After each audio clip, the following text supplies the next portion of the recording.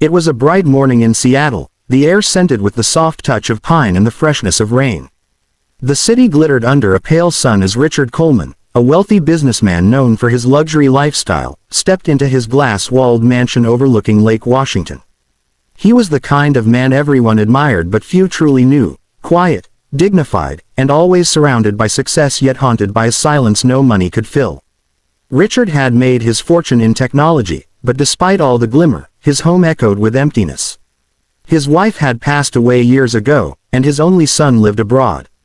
Loneliness was his constant guest, one that never asked for permission to stay. That morning, as his chef prepared breakfast, Richard decided to take a walk through his garden, a wide stretch of green filled with roses, lilies, and marble fountains. But as he entered the kitchen again, something unusual caught his eye. The door leading to the pantry was slightly open, and a shadow moved inside. His heart skipped a beat. He walked closer, his polished shoes silent on the floor. When he opened the door gently, he froze. A little girl, no older than 10, stood inside, holding a loaf of bread close to her chest. Her clothes were old and torn, her hair messy, but her eyes were bright, trembling with fear and innocence. "What are you doing here?" Richard asked softly. The girl gasped, almost dropping the bread. I'm sorry, sir," she stammered. "I didn't mean to. I was just hungry. My brother hasn't eaten since yesterday." For a moment, the world stood still. Richard could have shouted. He could have called the police or his guards. But instead, he looked at her small hands, shaking as she clutched the bread, not out of greed, but out of desperation. "What's your name?" he asked. "Emily," she whispered. "Where do you live, Emily?" She pointed vaguely toward the edge of the city. "Down by the old park. We don't really have a home. My mom, she's sick." Richard felt something break inside him, a long-forgotten tenderness that no amount of success had ever touched. He took a deep breath. "Come," he said, his voice calm but kind. "Let's get you something warm to eat." Emily hesitated, tears brimming in her eyes. "You're not angry?" Richard smiled faintly. "No, Emily. Sometimes hunger makes people do things they never wanted to do. Sit down. You're safe here." As Emily sat at the kitchen table, staring at the pancakes and milk placed before her, Richard watched quietly, the city lights beyond his window shimmering like distant stars. He didn't know it yet, but this small act of kindness was about to change both their lives forever. Days passed, and Emily visited again, not to steal, but to help. She washed the dishes, arranged flowers in the garden, and sometimes just talked. Slowly, the mansion began to feel alive again. One rainy evening, as Richard drove his silver Mercedes through the city, he saw Emily and a little boy sitting by a bus stop. The boy was coughing, wrapped in a thin blanket. Richard immediately stopped the car. "Emily," he called out, stepping into the drizzle. "What are you doing out here?" She looked up, startled, her eyes filled with tears. "This is my brother, Noah. Mom's been getting worse. We can't pay for the medicine."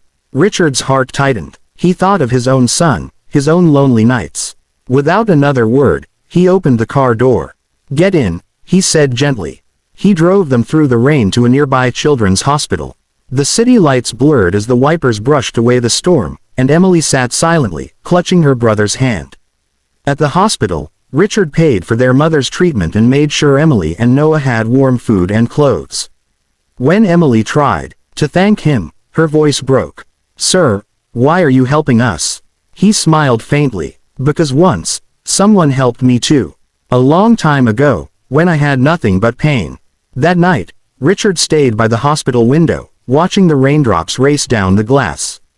He remembered his late wife, how she always said, "The richest man is not the one who has everything, but the one who gives everything."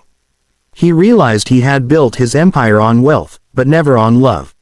For the first time, he felt truly alive. In the following weeks, Richard arranged for Emily and Noah to stay in a small apartment near the park. He bought them school supplies, clothes, and even took them to Central Park when they visited New York together, a trip filled with laughter, sunlight, and ice cream. He began to see the world not through the lens of business, but through the innocent wonder of two children who had once known only hardship. And in their joy, he found something he had been missing all along: peace. Months later, Emily's mother recovered and started working at one of Richard's companies. The once lonely mansion became a place of warmth, laughter, and shared meals. One summer morning, as Richard sat on the porch watching the sunrise over Lake Washington, Emily ran to him with a drawing in her hand. "It's us," she said proudly. "You, me, Noah, and Mom. You gave us a family again." Richard's eyes filled with tears as he looked at the picture, 4 smiling faces beneath the golden sun. He whispered, "No, Emily. You gave me a family again." Later that day, as helicopters crossed the sky and the city buzzed below, Richard hosted a charity event in his garden. He announced a foundation named the Bread of Hope, dedicated to helping homeless children across America. The crowd applauded, but Richard's gaze remained on Emily, who stood near the fountain, holding Noah's hand and smiling. The man who once dined alone now shared his table with those who needed love the most. The girl who once stole a loaf of bread now helped feed hundreds of children every week. Their story became a whisper of kindness across the city, a reminder that compassion can heal wounds deeper than hunger, and that sometimes, the smallest act of mercy can change the course of many lives. As the evening sun painted the sky in hues of gold and rose, Emily looked up and said softly, "You saved us, Mr. Coleman." He smiled, his voice tender. "No, Emily, you saved me." And in that moment, surrounded by the gentle rustle of trees and the laughter of children, Richard Coleman finally understood what true wealth meant. It wasn't the money in his bank, it was the love in his heart. Headphone dear viewers, if this story touched your heart, please take a moment to comment below your thoughts. Sparkling heart, don't forget to like, share this video with your friends, and subscribe to our channel, Kindness Quest, where real stories of compassion remind us that humanity still shines bright. Sparkles because every act of kindness writes a story worth telling.